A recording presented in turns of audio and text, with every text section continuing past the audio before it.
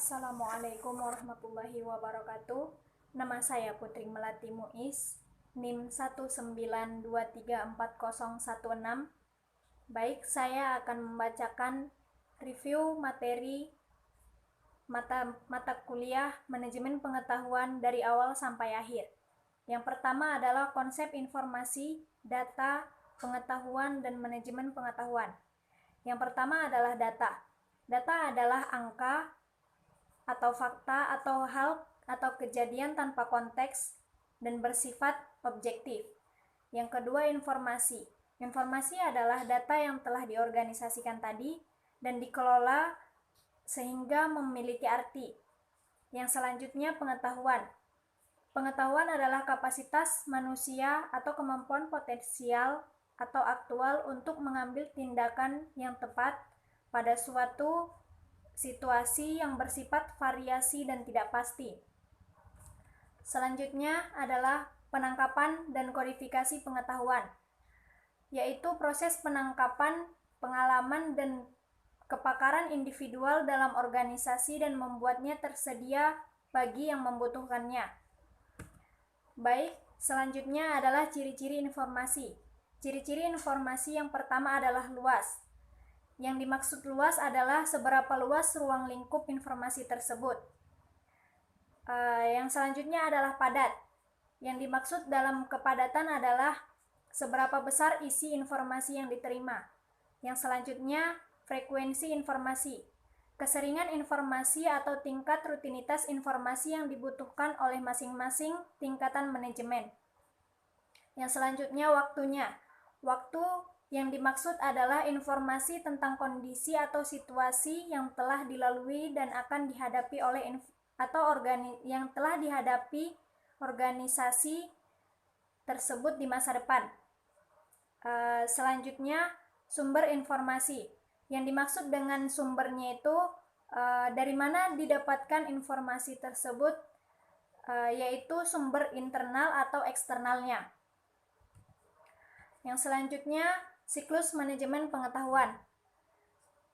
Model spiral pengetahuan Nonaka dan Takeuchi adalah bentuk pengetahuan tacit atau eksplisit dan berbagai pengetahuan. Keduanya dibutuhkan untuk menciptakan pengetahuan dan menghasilkan inovasi. Proses penciptaan pengetahuan yaitu selalu diawali dari individu, diawali dari diri sendiri.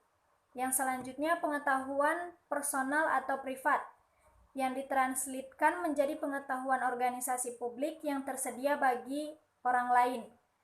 Yang selanjutnya, proses bersifat kontinu, interaktif, dan spiral interaksi antara pengetahuan tacit dan eksplisitnya. Selanjutnya, konversi pengetahuan, yaitu yang pertama tacit ke tacit, yang disebut juga dengan proses sosialisasi.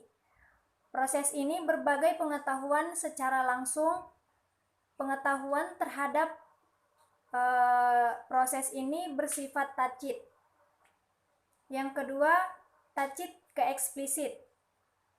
Proses ini disebut juga dengan proses eksternalisasi. Memberikan bentuk yang terlihat dari pengetahuan tacit, memerlukan perantara untuk mentransform pengetahuan. Yang ketiga, eksplisit ke eksplisit disebut juga dengan proses kombinasi, yaitu mengkombinasikan potongan-potongan pengetahuan eksplisit ke dalam bentuk baru. Pengetahuan yang ada diurutkan dan disistematiskan dalam sistem pengetahuannya. Yang selanjutnya, eksplisit ke tacit, yaitu disebut juga dengan proses internalisasi, yaitu proses mengubah pengetahuan dan pengalaman yang dibagikan menjadi model mental individu sebagai basis dari pengetahuan tacitnya. Selanjutnya, kodifikasi pengetahuan eksplisit. Di sini masalah yang dihadapi adalah berkaitan dengan kualitas yang meliputi akurasi, kemudahan dimengerti, aksesibilitas, dan kredibilitas. Kodifikasi dapat dilakukan melalui yang pertama pemetaan kognitif, yang kedua pohon keputusan, yang ketiga taksonomi pengetahuan.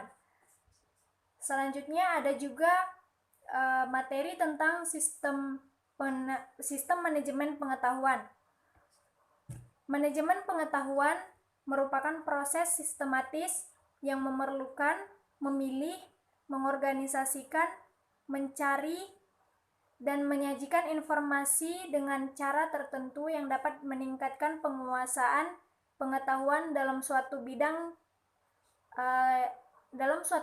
kajian yang spesifik. Tujuan dari manajemen pengetahuan yaitu yang pertama, penghematan waktu dan biaya. Yang kedua, peningkatan aset dan pengetahuan.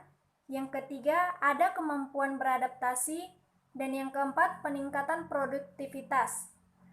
Selanjutnya ada juga perangkat manajemen pengetahuan atau KM Tools. Perangkat yang digunakan untuk siklus pertama KM yaitu perangkat penciptaan konten. Yang kedua, data mining dan penemuan pengetahuan. Yang ketiga ada blogs. Dan yang keempat, perangkat pengelolaan konten. Perangkat pengelolaan konten itu, pengelolaan konten berharga selama kebergunaan konten tersebut. Jadi setelah konten tersebut tidak lagi berguna, jadi pengelolaannya pun tidak ada lagi harganya begitu. Dimulai dari penciptaan konten, penanganan perubahan dan update, penggabungan, pengambilan kesimpulan, dan berakhir dengan pengarsipan. Perangkat berbagi dan penyebaran pengetahuan meliputi penggunaan teknologi komunikasi atau telepon atau email, dan kolaborasi yang kemudian dikelompokkan ke dalam kategori groupware atau kolaborasinya. Perangkat yang digunakan adalah perangkat kolaborasi, perangkat wikis, dan perangkat teknologi jaringan. Aplikasi manajemen pengetahuan terhadap perusahaan dapat dikelola secara kontinu, produktif, dan efektif oleh aplikasi manajemen pengetahuan yang dibangun. Pengetahuan perusahaan dapat diperoleh dari dokumentasi, prosedur, proses, kebijakan, formulir, pekerja, perilaku, hubungan antar relasi, dan kultur organisasi. Pengetahuan dapat dikelola oleh sistem melalui setiap orang dan semua orang dapat dalam organisasi tersebut atau dalam perusahaan tersebut seperti direktur, administratif, para pekerja, dan tim proyeknya. Sekian video dari saya, semoga bermanfaat bagi kita semua dan semoga dapat menambah pengetahuan untuk teman-teman. Saya mengetahui dan saya memahami banyak kesalahan yang terdapat dalam presentasi saya. Saya menerima kritik dan saran dari teman-teman.